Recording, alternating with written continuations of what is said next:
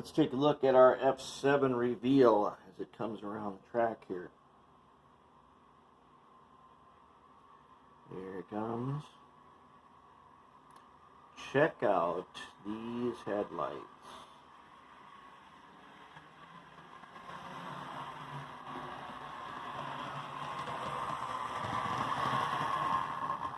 That's pretty yellow, I'd have to say.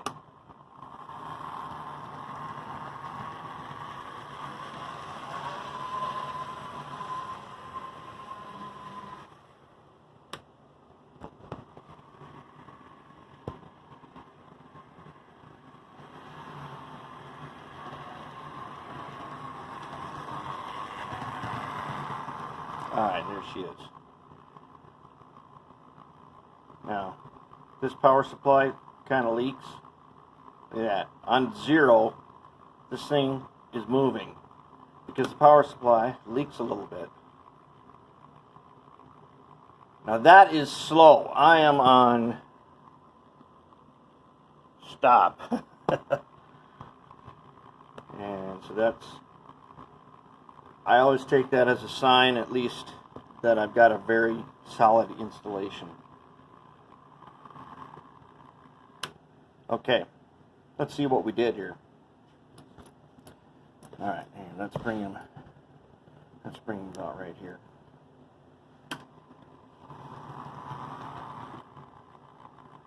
Okay, that ought to do it. Now, what did we do? That is an Athearn standard F7 Blue Box, old school metal side frames. Painted it by brush using this Blood Angel Red Citadel contrast paint. I did not use a wet palette with this because this paint comes super thin already. You don't need to thin it at all. And I painted it on by hand. Let's take a look at the finish. Let's see what we got. Let's bring it over to the workbench.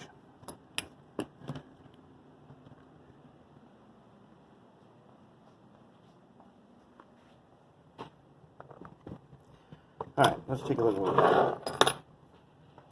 So I painted this by hand with a brush.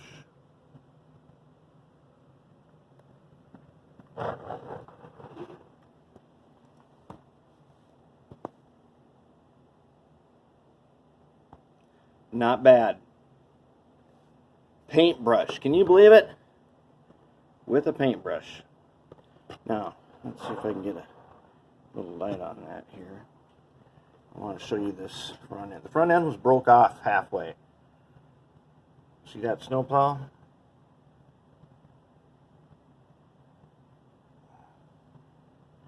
I made that snowplow out of an oyster tin that I cut with a scissors. I found a picture of Louisiana and Northwestern number 45 F7. They had a homemade snowplow on the front end. It looked just like it. And that's it. That's my snowplow. Covers up the fact that I'm missing part of the front end. And I did a little styrene work there to make a mounting spot for it. Okay, other things that we have done here.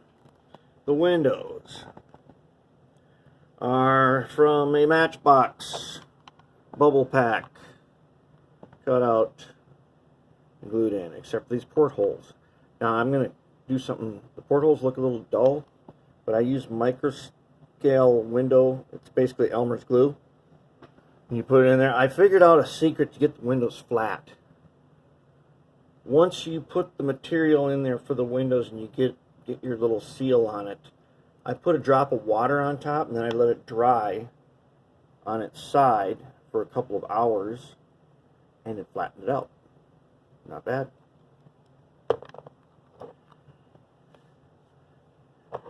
The decals. The decals are cut letters using a Cricut craft cutter straight out of white decal paper. The letters are just the way you'd cut vinyl letters. I did that with these letters and these numbers and that giant letter F I scavenged that F7 thing from somewhere, some old decal set. The reflectors are real reflectors. I just bought a roll at Walmart one time, there's tons left over, and that's how I put those on. Oh, get our horn down there. I scavenged those horns from somewhere. They're in my parts bin. The number boards. The number boards are printed on a piece of photo paper like this. And so here's a bunch of SD45 number boards, front and back. Measured them with the digital calipers, made boxes, put numbers in them. Now when I need them, all I got to do is put new numbers in the box, print it on this basically photo paper, cut them out, took a black marker, went around the edge of the top, and glued them on with some tacky glue. Check out my jeweled marker light. When I first did those jeweled marker lights one time, I thought, oh, everybody's going to laugh because they look kind of ridiculous. But then when I saw it on the layout, and they reflect light like a reflector a lot, I'm like, ooh, that's a cool special effect that I like for photographs and I like for video. So from now on, I'm going to use those. I don't know where they come from. I think they came from someplace like Claire's or Michael's has them, and Joann's Fabric, Hobby Lobby. You get those tiny little jewels, a little super glue, and put them on there. They're not prototype, obviously, and they're way over the top for people, but I am not the prototype modeler. I'm the anti-prototype modeler. So I spent $0 fixing this thing up. I did not buy anything for this. Everything I did for this, I either made it myself or I scavenged out the junk pile. Now, one of the things, because I don't think every locomotive needs $50 in detail parts,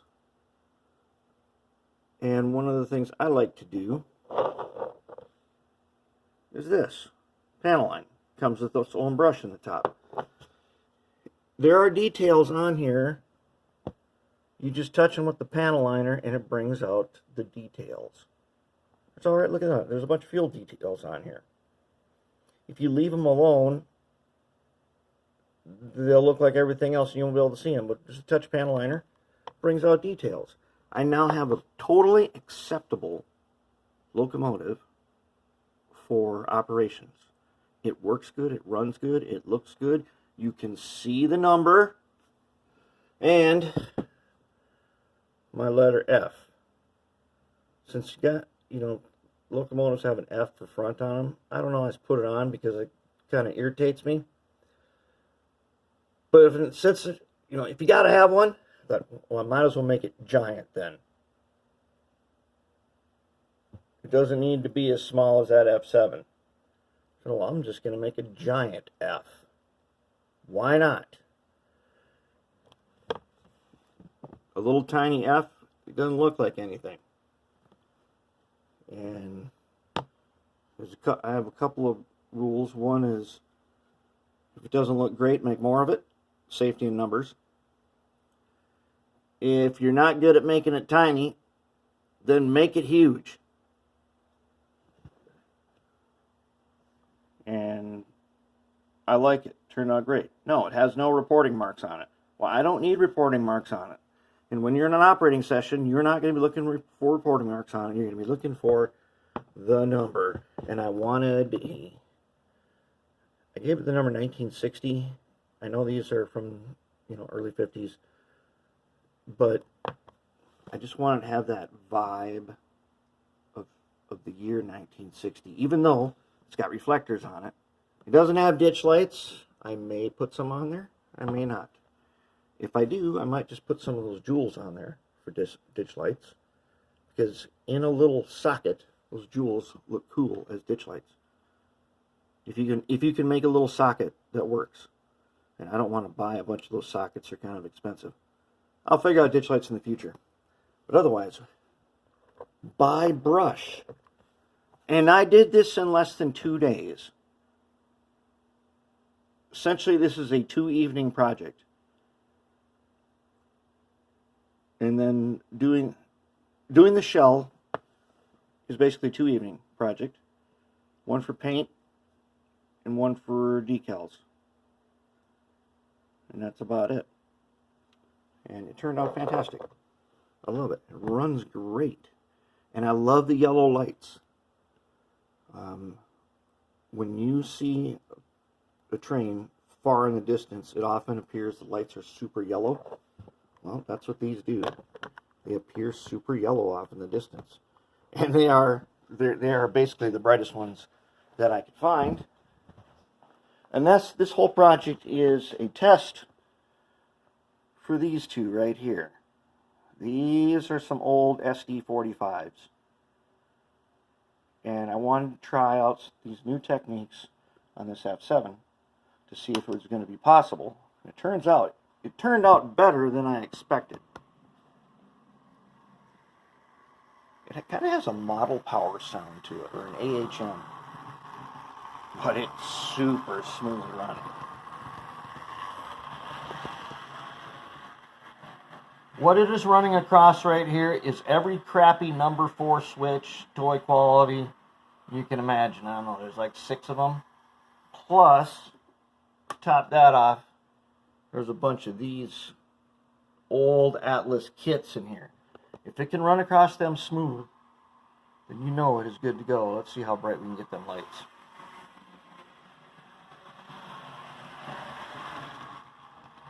That is bright. And that's what I like.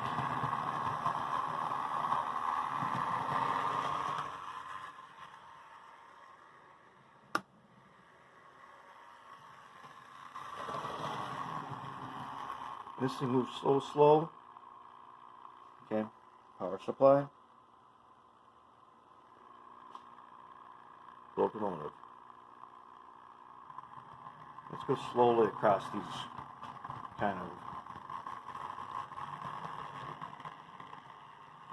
old snap switches.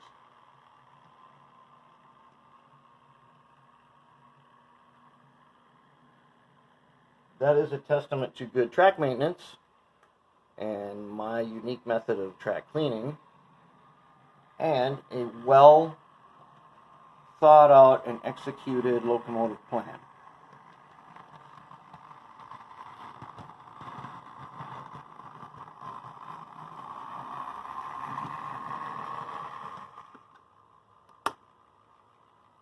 Power 0. Locomotive. Still moving with the leak. Let's say this is 1% power, roughly.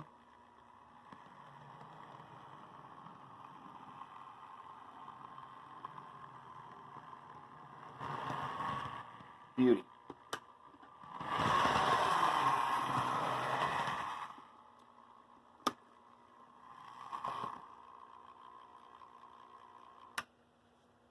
And there you have it.